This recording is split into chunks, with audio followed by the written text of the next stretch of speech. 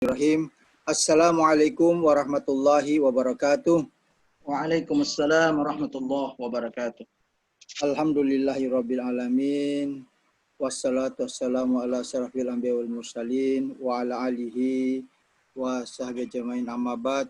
Pertama-tama marilah kita senantiasa mengajarkan puji syukur kepada Allah Subhanahu wa taala atas berbagai nikmat yang diberikan kepada kita, khususnya nikmat iman Islam.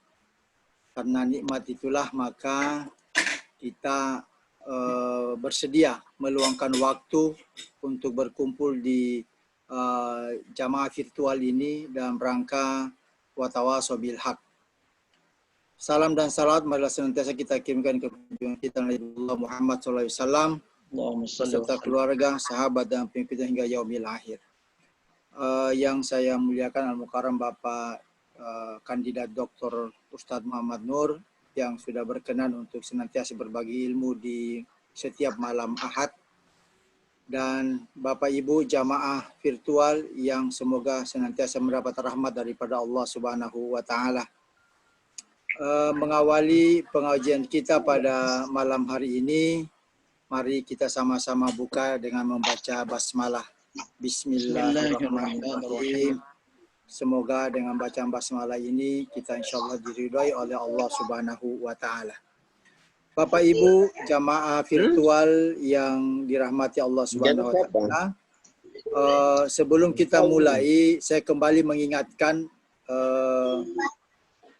tata tertib umum di mana-mana. Kalau kita virtual, mohon kalau boleh mic-nya semua di mute, nanti pada saat diskusi baru kita buka. Ya, mohon di mute karena itu cukup mengganggu konsentrasi daripada Pak Ustadz dalam menyampaikan ceramahnya. Demikian pada malam hari ini Bapak Ibu jamaah sekalian, tema kita adalah yang masih serangkaian dengan Muharram, yaitu hijrah bersama Nabi. Ya, ada yang sempat mempertanyakan, kita hijrah dengan Nabi yang mana? Ya, Nabi sudah sekian ribu tahun, 1400 tahun yang lalu, kenapa kita sekarang baru mau hijrah bersama Nabi? Nah, itu insya Allah akan dijawab oleh Ustadz Muhammad Nur. Mudah-mudahan kita semua, ini kan namanya judul. Ya, dengan judul ini kan paling tidak menggugah jamaah supaya bisa hadir. Ya, begitu. Demikian, jadi setelah ini insya Allah kurang lebih 15 sampai 30 menit beliau mengisi. Setelah itu kita isi dengan tanya jawab. Insya Allah kita selesai mudah-mudahan jam 21. Demikian yang dapat saya sampaikan. Selanjutnya saya serahkan kepada Ustadz Muhammad Nur. Kepada beliau kami persilahkan. Baik. Bismillahirrahmanirrahim. Assalamualaikum warahmatullahi wabarakatuh. Assalamualaikum warahmatullahi wabarakatuh. Alhamdulillah. Alhamdulillahilladzi an'ama alaina ni'matal iman wal islam. Asyhadu an la ilaha illallah wahdahu la syarika lah. Wa asyhadu anna Muhammadan 'abduhu wa rasuluh. Allahumma salli ala sayyidina Muhammadin wa ala alihi wa sahbihi ajma'in, amma ba'du. Yang saya hormati Bapak-bapak dan Ibu-ibu jamaah majelis ilmu virtual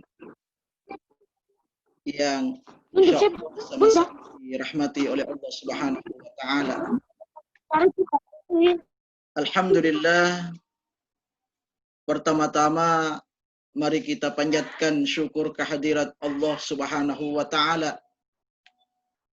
Oleh karena atas limpahan nikmat dan karunia-Nya sehingga pada malam ini kita kembali lagi bersilaturahim dalam majelis ilmu secara virtual. Mudah-mudahan kita semua senantiasa diberikan kebaikan oleh Allah Subhanahu wa taala, senantiasa diberikan keberkahan oleh Allah Subhanahu wa taala, sehingga kita tetap bersemangat cinta dengan ilmu, sehingga bagaimanapun kondisinya kita tetap dapat mengikuti atau dapat menuntut ilmu. Dan apa yang kita lakukan saat ini, insya Allah, Allah Subhanahu wa Ta'ala menjanjikan, begitu pula juga oleh Rasulullah Sallallahu Alaihi Wasallam. Paling tidak dengan mengikuti majelis ilmu, insya Allah ilmu kita bertambah. Dengan bertambahnya ilmu kita, kita akan berpeluang untuk melakukan berbagai amal soleh. Dengan melakukan berbagai amal soleh, itu adalah indikasi bahwa iman kita meningkat, iman kita bertambah. Jadi inti dari setiap majelis ilmu yang kita lakukan adalah meningkatkan iman kita kepada Allah Subhanahu wa Ta'ala. Salawat serta salam marilah kita senantiasa peruntukkan kepada junjungan Nabi besar kita, Nabi Allah Muhammad sallallahu alaihi wasallam.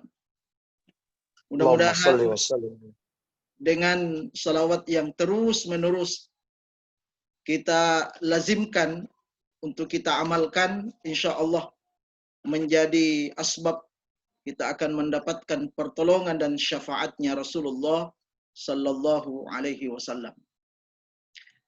Bapak Ibu sekalian, jamaah majelis ilmu virtual yang sama-sama dirahmati oleh Allah Subhanahu wa Ta'ala. Insyaallah tema kajian kita malam ini seperti yang telah saya share kepada Bapak dan Ibu sekalian, yaitu hijrah bersama Nabi. Tadi Bapak moderator Pak Ali sempat menanyakan, apa mungkin kita hijrah bersama Nabi sementara Nabi 15 abad yang lalu telah meninggalkan kita. Ya, memang sengaja saya buat tema atau judul seperti ini ya untuk membuat penasaran kepada kita. Itu semata-mata hanya itu. Nah, kenapa saya buat tema seperti itu? Hijrah bersama Nabi, ya seperti tema-tema sebelumnya. Tema sebelumnya pernah saya sampaikan juga, berkurban bersama Nabi. Berkurban bersama Rasulullah Sallallahu Alaihi Wasallam. Ya, bukan berarti kita sama-sama Nabi berkurban saat itu, enggak. Ya, sama juga ada judul buku Salat bersama Nabi atau Haji bersama Nabi. Ya, jadi kata bersama di sini tidak berarti secara fisik kita betul-betul bersama Rasulullah Sallallahu Alaihi Wasallam, tidak. Ya, yang saya maksudkan di sini bersama Nabi, yaitu kita melakukan amalan seperti Nabi. Ya, misalnya berkurban bersama Rasulullah, bersama Nabi, artinya kita ini berkurban ya sesuai dengan apa yang dicontohkan oleh Nabi. Salat bersama Nabi, itu maksudnya kita ini salat seperti yang dicontohkan oleh Nabi. Haji bersama Nabi, ini berarti bahwa kita dalam melaksanakan ibadah haji, kita ikuti contoh dari Rasulullah Sallallahu Alaihi Wasallam. Ya, termasuk materi kita malam ini, hijrah bersama Nabi. Artinya bahwa kita ini berhijrah harus sesuai dengan tuntunan Nabi. Ya, sebab ada juga orang yang berhijrah, tapi ternyata itu tidak sesuai dengan tuntunan Nabi, tidak sesuai dengan apa yang diinginkan oleh Rasulullah Sallallahu Alaihi Wasallam. Nah, inilah yang akan kita kaji. Ya, hijrah seperti apa sih yang diinginkan oleh Rasulullah Sallallahu Alaihi Wasallam? Itu tentu tidak ada ini Kazul. Apa yang menjadi tidak Allah, handsetnya, janji Nabi dan juga janji Rasulullah Sallallahu Alaihi Wasallam ketika kita berhijrah, itu bisa kita peroleh, itu bisa kita capai. Sebab nanti kita akan sampaikan beberapa dalil bagaimana keuntungan dalam berhijrah. Apa sih yang kita peroleh ya dengan berhijrah? Ya, tentu berhijrah yang dimaksud di sini adalah berhijrah ya sesuai dengan tuntunan Rasulullah Sallallahu Alaihi Wasallam. Bapak dan Ibu sekalian, jamaah majelis ilmu virtual yang sama-sama dirahmati oleh Allah Subhanahu wa Ta'ala. Hijrah secara bahasa itu artinya meninggalkan. Ya, jadi makna pertama hijrah itu secara bahasa yaitu meninggalkan. Jadi kalau ketika dikatakan dia berhijrah berarti dia meninggalkan. Kemudian makna lain daripada berhijrah yaitu berpindah tempat. Ya, berpindah tempat dari satu tempat ke tempat yang lain. Ya, itu juga bermakna hijrah. Itu dari aspek bahasa. Kemudian ya tentu dari aspek yang sesungguhnya ya berhijrah itu bukan hanya sekedar berpindah tempat. Bukan hanya sekedar meninggalkan satu situasi ke situasi yang lain. Berpindah dari suatu situasi ke situasi yang lain. Bukan hanya sekedar itu yang dimaksud dengan berhijrah. Akan tetapi berhijrah yang diinginkan oleh Rasulullah Sallallahu Alaihi Wasallam dan inilah yang patut kita teladani, inilah yang patut kita ikuti. Nah, hijrah seperti apa? Seperti yang di salah satu hadis Rasulullah Sallallahu Alaihi Wasallam yang diriwayatkan oleh Imam Bukhari. Rasulullah Sallallahu Alaihi Wasallam bersabda, "Al-muhajiru man hajara ma nahallahu anhu." Hadis inilah bagian dari hakikat berhijrah. Inilah hijrah yang diinginkan oleh Rasulullah Sallallahu Alaihi Wasallam kepada kita. Kalau kita betul-betul ingin berhijrah, maka kita ikutilah apa yang disampaikan oleh Rasulullah Sallallahu Alaihi Wasallam ini.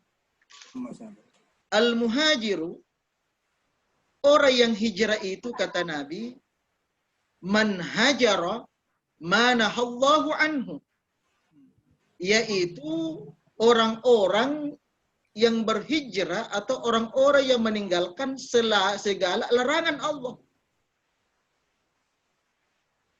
Ini ya salah satu hakikat daripada berhijrah. Jadi berhijrah itu adalah kata Nabi orang-orang yang meninggalkan segala yang dilarang oleh Allah. Jadi ketika kita misalnya melakukan hal-hal yang dilarang oleh Allah, kemudian kita tinggalkan itu adalah hakikat daripada hijrah. Sekalipun secara fisik kita tidak kemana-mana. Kita tidak kemana-mana. Kita hanya berada di tempat, hanya saja perbuatan kita lah yang kita rubah. Perbuatan kita lah yang kita pindahkan dari situasi yang jelek ke situasi yang baik.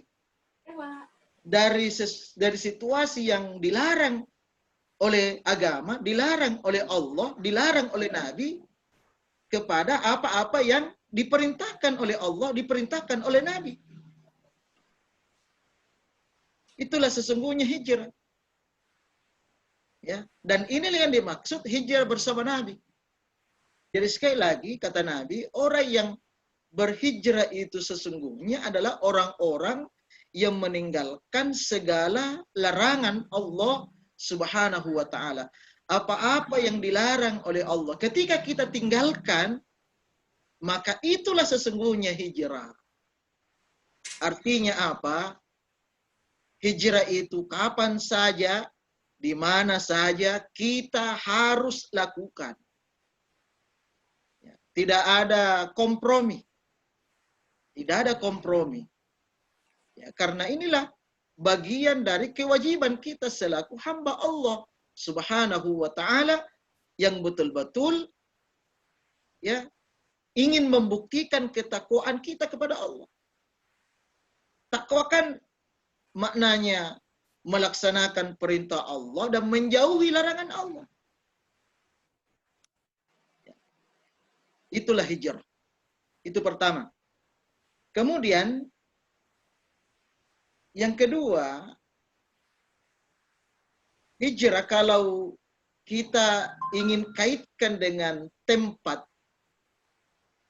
ya, kalau misalnya seseorang berpindah dari satu tempat ke tempat yang lain, ya, ke tempat yang lain.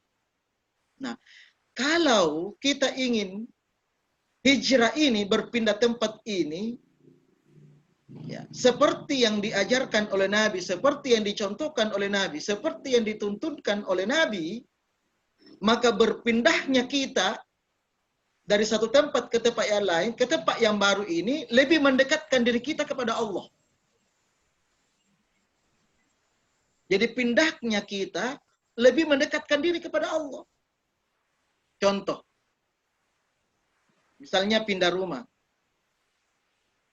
Ya, rumah sebelumnya, aduh, jarang kita melaksanakan sholat misalnya. Ya, jarang berjamaah. Jarang berjamaah. Ya, kenapa? Karena jauh dari masjid rumahnya. Jauh dari masjid, sulit berjamaah. Nah, dia ingin hijrah. Ya, dia ingin hijrah. Lalu dia pindahlah cari tempat, ya, di mana tempat itu dekat dengan masjid. Akhirnya dia betul-betul pindah, ya, dan tempatnya, rumahnya, ya, dekat dengan masjid. Nah, dekatnya dengan masjid rumahnya ini sehingga dia rutin berjamaah di masjid. Nah, inilah hijrah. Inilah sesungguhnya hijrah. Karena hijrah dari tempat yang satu, yang tadinya jarang berjamaah, dia pindah tempat di mana tempatnya, rumahnya itu dekat dengan masjid. Akhirnya dia rutin ke masjid, setiap hari, setiap waktu ke masjid. Berarti hijrahnya ini lebih mendekatkan dirinya kepada Allah Subhanahu wa taala. Paling tidak dua inilah makna hakikat hijrah. Ya, atau dengan kata lain, kalau kita ingin hijrah bersama Nabi, pertama yang kita lakukan, man hajara ma nahallahu an, yaitu meninggalkan segala yang dilarang oleh agama, dilarang oleh Allah, dilarang oleh Nabi Sallallahu Alaihi Wasallam. Itu hijrah pertama. Hijrah bersama Nabi. Jadi kita tinggalkan apa yang dilarang oleh agama kita. Itulah hijrah pertama. Yang kedua, hijrah bersama Nabi, yaitu orang-orang yang ketika dia pindah tempat, di tempat terbarunya ini lebih mendekatkan dirinya kepada Allah Subhanahu wa taala. Bapak dan Ibu sekalian, jamaah majelis ilmu virtual yang sama-sama dirahmati oleh Allah Subhanahu wa taala. Dari uraian yang saya sampaikan tadi, maka para ulama membagi hijrah itu ada dua. Ya. Pertama ada namanya hijrah makaniyah. Hijrah makaniyah. Yang kedua hijrah ma'nawiyah. Jadi ada dua macam hijrah. Ya. Pertama hijrah makaniyah. Apa artinya hijrah makaniyah? Yaitu hijrah tempat. Ya, seperti tadi. Dari satu tempat ke tempat yang lain. Nah, kalau kita rujuk kepada Rasulullah Sallallahu Alaihi Wasallam, yaitu hijrahnya Nabi dari Mekah ke Madinah. Ya, hijrahnya Nabi dari Mekah ke Madinah. Itu namanya hijrah makaniyah, hijrah tempat. Nah, hanya memang stressingnya di sini yang menjadi penekanan ya ketika hijrah tempat di sini seperti yang telah saya sampaikan tadi, di mana pindahnya kita ini dari satu tempat ke tempat yang lain, di mana tempat yang baru ini itulah menjadi tempat yang membawa kita untuk banyak beribadah kepada Allah, yang membawa kita untuk lebih dekat dengan Allah Subhanahu wa taala, yang membawa kita untuk lebih meningkatkan iman kita, membawa kita untuk meningkatkan takwa kita kepada Allah. Nah, itu penekanannya ketika kita hijrah tempat. Kemudian selanjutnya yang kedua hijrah maknawiyah. Nah, hijrah maknawiyah, apa itu hijrah maknawiyah? Yaitu hijrah secara maknawi, secara luas. Nah, seperti yang telah saya sampaikan tadi, ya hakikat hijrah yang pertama itu diantaranya makna hijrah maknawiyah, yaitu meninggalkan apa yang dilarang oleh agama, meninggalkan apa yang dilarang oleh Allah, apa yang dilarang oleh Nabi. Itu bagian dari hijrah maknawiyah. Jadi sangat luas maknanya. Nah, saya kira inilah yang paling banyak kita harus lakukan. Dan inilah yang lebih banyak kita bahas pada kesempatan yang mubarakah ini. Nah, dalam kaitan hijrah maknawiyah ini paling tidak ada beberapa yang perlu kita hijrahkan dari aspek hijrah maknawiyah ini.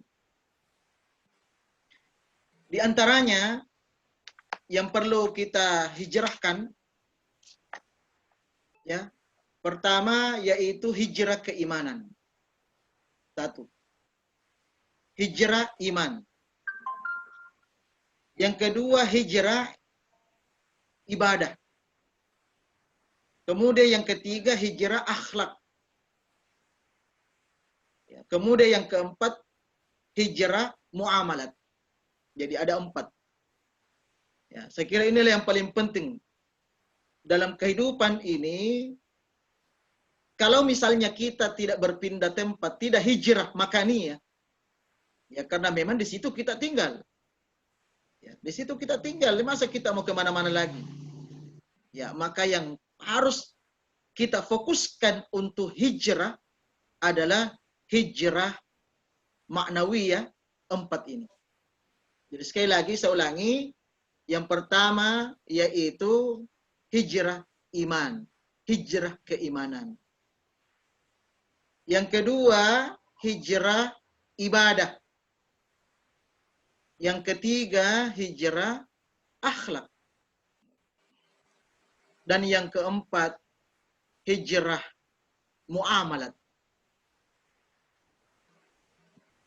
Nah, sekarang kita akan jelaskan pertama hijrah iman. Saya kira hijrah iman inilah yang sangat fundamental, yang sangat pokok, sangat urgen dalam kehidupan kita. Jadi hijrah keimanan ini. Nah, apa yang saya maksud hijrah keimanan atau hijrah keyakinan? Bukan berarti kita pindah keyakinan, tidak, bukan yang dimaksud itu. Yang saya maksudkan hijrah iman ini yaitu apabila dalam kehidupan kita ini terkait dengan akidah kita, terkait dengan keimanan kita, mungkin ada hal-hal yang bisa menodai keimanan itu. Contoh yang saya maksudkan di sini, ya, dan ini fakta realita, masih ada di antara saudara-saudara kita apakah sengaja atau tidak sengaja masih melakukan perbuatan-perbuatan syirik. Ya. Jadi disadari atau tidak, sengaja atau tidak, masih ada di antara saudara-saudara kita sesama muslim yang melakukan perbuatan-perbuatan yang mengarah kepada kesyirikan. Na'udzubillah, summa na'udzubillah. Inilah yang saya maksud. Jadi hijrah keimanan yang saya maksudkan adalah kita tingkatkan keimanan kita ke arah yang lebih baik lagi. Nah, bagaimana sebenarnya iman itu? Ya, yang perlu kita hijrahkan, yang perlu kita tingkatkan. Salah satu di antaranya, dan ini yang saya sampaikan dalam grup kajian fikih haji. Bagi Bapak Ibu yang telah bergabung, itu dua kali satu minggu atau satu Jumat, itu saya kasih kajian audio. Ya, kajian audio saja karena saya kasih opsi model kajiannya, lebih banyak yang memilih pakai audio. Ya, kenapa? Karena audio ini mudah diakses. Ya, sekalipun saya yakin kalau audio pasti ada rasa ketidakpuasan. Pasti itu. Karena cuma mendengar saja.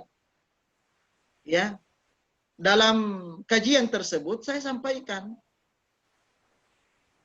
yang harus betul-betul kita perhatikan dalam hal keimanan ini adalah kita harus mengamalkan betul-betul salah satu ayat dalam surat Al-Fatihah. Yaitu iyyaka na'budu wa iyyaka nasta'in. Bagi yang belum betul-betul mengamalkan dan mengaplikasikan ayat ini, maka hijrah, mari cepat-cepat hijrah. Nah, inilah yang saya maksudkan, hijrah keimanan. Ya. Iyyaka na'budu wa iyyaka nasta'in. Dari ayat ini ada dua hal pokok yang menjadi indikator keimanan seseorang. Kalau dua hal ini tidak benar dalam pengaplikasiannya, dalam mengaplikasikan dalam kehidupannya, maka harus cepat-cepat hijrah. Harus cepat-cepat hijrah. Sebab ya, kalau dua hal ini kita tidak mampu memiliki ini,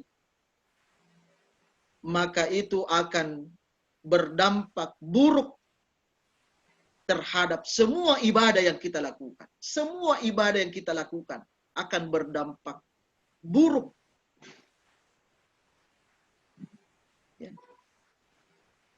Iyyaka na'budu.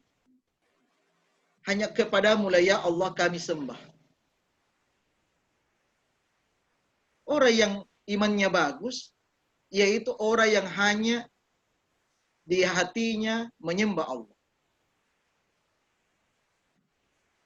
Ya. Di hatinya hanya selalu bersandar kepada Allah. Itu yang pertama.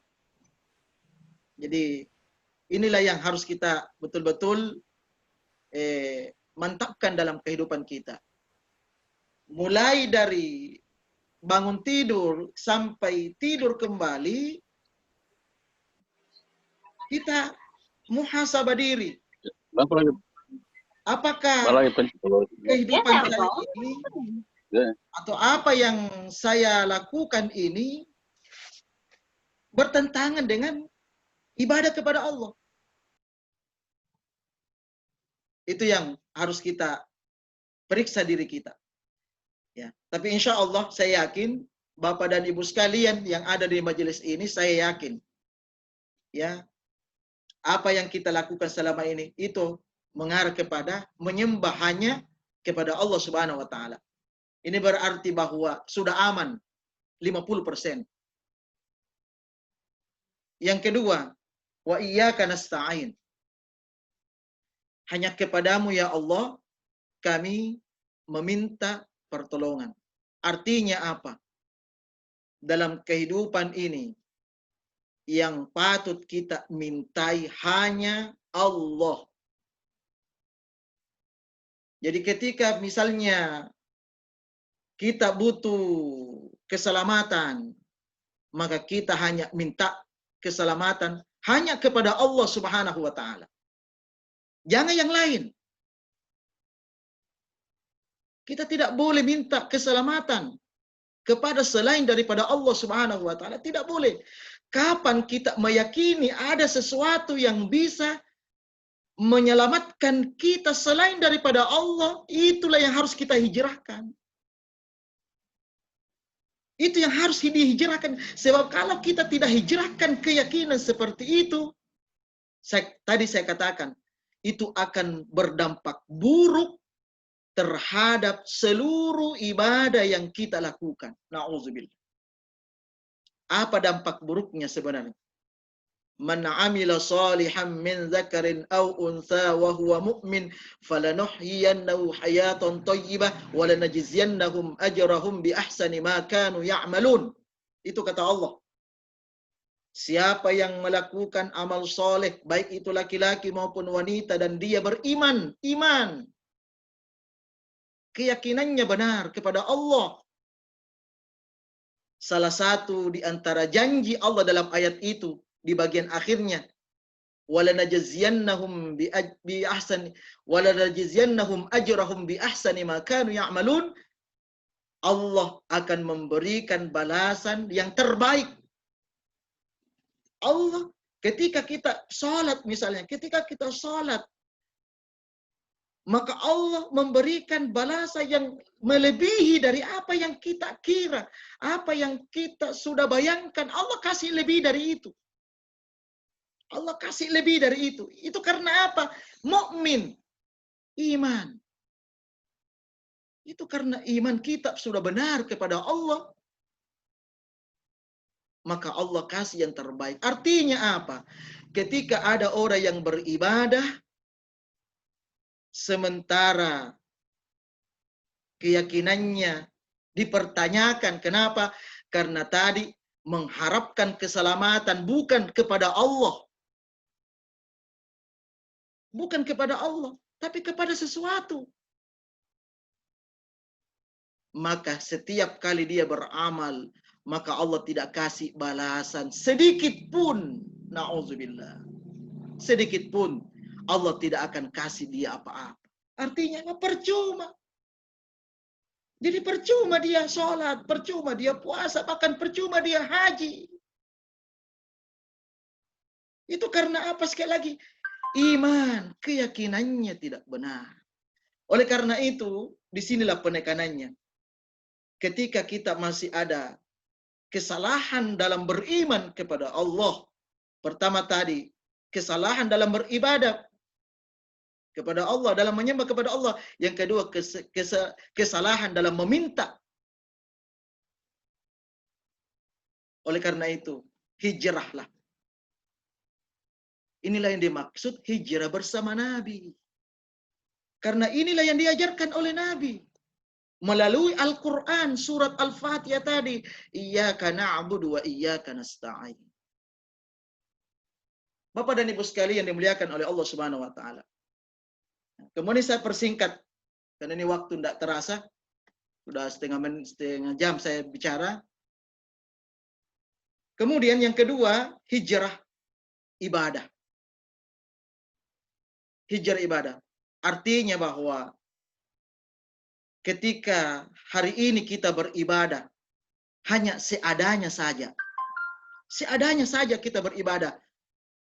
Maka mari kita berhijrah. Bagaimana caranya? Kita tingkatkan. Baik dari aspek kuantitasnya maupun aspek kualitasnya. baik dari aspek banyaknya maupun dari aspek kualitasnya. Kita tingkatkan, kita hijrah itu. Contoh kecil. Kalau selama ini misalnya, ya, alhamdulillah, salat 5 waktu kita sudah bagus, sudah full, dan kita tidak pernah tinggalkan lagi. Alhamdulillah. Hanya saja, ya, salat sunnahnya jarang. Sebelum salat duhur, tidak ada salat sunnahnya, langsung salat duhur. Setelah salat duhur, tidak ada salat sunnahnya, mungkin karena kesibukan. Karena pekerjaan terus diingat, akhirnya yang penting selesai salat. Tidak ingat lagi sunnahnya. Nah, kalau kita ingin betul-betul hijrah bersama Nabi, coba mulai hari ini atau mulai besok. Yang tadinya kita jarang salat sunnah, mulailah satu persatu kita laksanakan salat sunnah. Ini contoh kecil ini, satu contoh saja. Dan masih banyak contoh-contoh yang lain. Banyak contoh-contoh yang lain. Ya, seperti halnya juga ibadah-ibadah yang lainnya. Misalnya puasa. Ya, selama ini mungkin hanya puasa Ramadan tok. Jarang puasa sunnah. Nah, kalau kita ingin berhijrah, maka rajinlah puasa sunnah. Berarti itu hijrah. Itulah hijrah bersama Nabi. Yang ketiga yaitu hijrah akhlak. Tingkah laku, perbuatan kita, etika kita. Ini juga saya kira ini perlu juga kita lakukan. Yang tadinya etika kita, akhlak kita, perbuatan kita kurang terpuji, mari kita berhijrah. Ya, tinggalkan perbuatan-perbuatan tidak terpuji itu ke perbuatan yang disukai oleh Allah Subhanahu wa taala. Salah satu contoh, misalnya, kita sering menyebarkan berita hoax. Ini contoh saja. Ketika kita menerima WA tanpa cross check, tanpa tabayun, ini betulkah tidak? Lalu langsung kita share ke grup itu isinya lebih 100 anggota. Nah 100 itu share lagi ke grup-grup yang lain yang mungkin lebih banyak lagi. Ini kan tindakan tidak terpuji, ini akhlak tidak terpuji. Kenapa? Karena menyebarkan berita bohong. Ini contoh saja. Oleh karena itu, mari kita berhijrah. Bagaimana caranya? Ketika misalnya kita menerima informasi, menerima WA, kita baca dulu, ini baik atau tidak?